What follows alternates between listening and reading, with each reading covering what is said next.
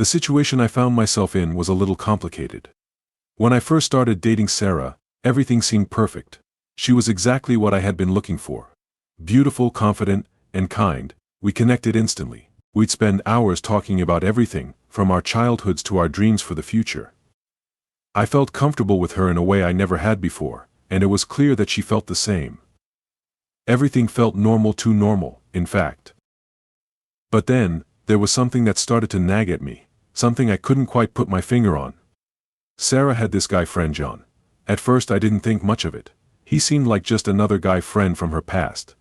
They seemed close, and she would talk about him occasionally, but I didn't pay much attention. After all, we were in a relationship now, and I trusted her. But that was before I started noticing the little things. I wasn't a jealous person by nature, but it started to feel like John was always around. She'd mention him a lot, more than I felt comfortable with.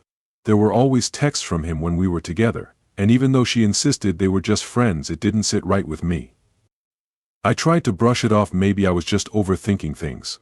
But as we got more serious, the nagging feeling only grew. Then, about a month ago, everything changed. Sarah and I were sitting together one evening, just chatting about random things.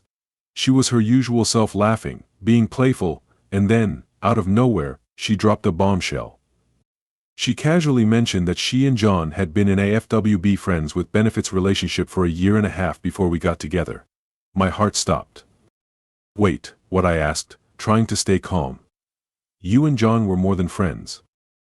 Sarah shrugged, almost dismissively. Yeah, but that was before you. We've just been friends for a while now. I could feel my chest tighten. It wasn't just the fact that they had been FWB, it was the way she said it.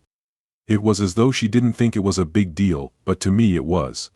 I had no idea that she had been so close to him, that she had shared something so intimate. I needed to know more. Why didn't you tell me about this earlier? I asked, trying to keep my voice steady. Sarah hesitated for a moment before responding.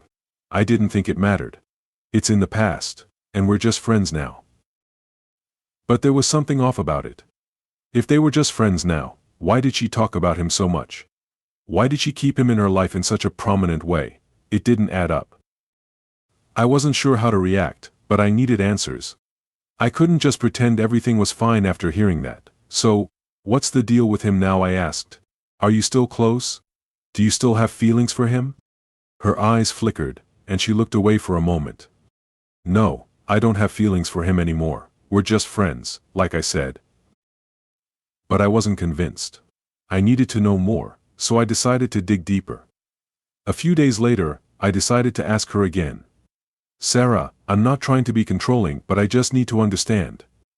You've been so close with John, and I need to know if he's still in your life in some way. She looked at me, a little startled. But then she seemed to compose herself. We don't talk that much anymore. We're just friends now, I promise. I wanted to believe her. I really did. But something wasn't right. I couldn't shake the feeling that there was more to the story. So, I pushed a little further. You also mentioned a guy named Daniel before, right? The one you said you used to talk to but haven't heard from in a while. Was he just a cover for John? Her face went pale, and for a moment, I thought she might actually panic. She looked down at the floor, her fingers nervously playing with the hem of her shirt. Daniel wasn't real, she whispered. It was always John. I made up Daniel to make it easier to explain things. I didn't want to hurt you. I felt like I had been punched in the stomach. The truth hit me like a ton of bricks. All this time, she had been lying to me. The person I trusted, the person I thought I was building something real with, had been hiding this huge part of her past from me. The fact that she had lied about Daniel, that she had tried to cover up the reality of her relationship with John, made me feel betrayed. You've been lying to me for months, I asked, my voice shaking with disbelief. You've been keeping this secret from me this whole time.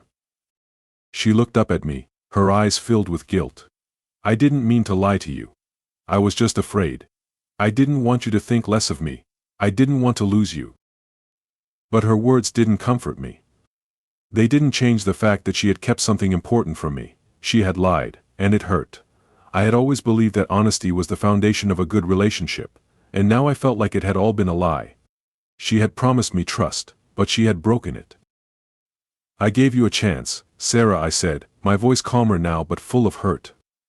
I told you that if you were honest with me, we could work through things. But you've kept lying. You've kept John in your life, and you've lied to me about it. I can't keep doing this." She looked at me, her eyes wide with panic. "Please don't leave me. I'll change. I promise. Just give me one more chance." I wanted to believe her. I really did. But the lies had piled up too high. The trust I once had for her was gone, and no matter how much I cared for her, I couldn't ignore the truth. She had lied to me, and it hurt too much to keep pretending that everything was okay. "I need space, Sarah," I said, standing up. "I gave you time. I gave you a month to prove your honesty, and you've kept lying. I can't do this anymore." I walked out of her apartment, feeling a heavy weight in my chest. The relationship I thought I was building had collapsed. It was hard, it was painful, but I knew it was the right thing to do.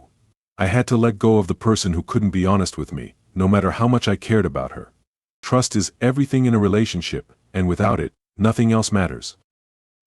The hardest part was realizing that sometimes, love isn't enough. No matter how much you want to believe in someone, if they can't be truthful with you, it's never going to work. And as much as I cared for Sarah, I couldn't stay in a relationship built on lies. I don't know what happened to Sarah and John after that. Maybe they stayed friends, maybe they didn't. But what I learned is that trust is the ultimate foundation of any relationship. Once it's broken, it's hard to rebuild. And sometimes, the hardest thing to do is walk away. But it's also the most necessary. As I moved on, I realized that I deserved someone who could be honest with me from the start. Someone who could share their past without fear of judgment, without feeling the need to hide parts of themselves. I'm still learning how to trust again, but I know one thing for sure: honesty will always be non-negotiable in my relationships from now on.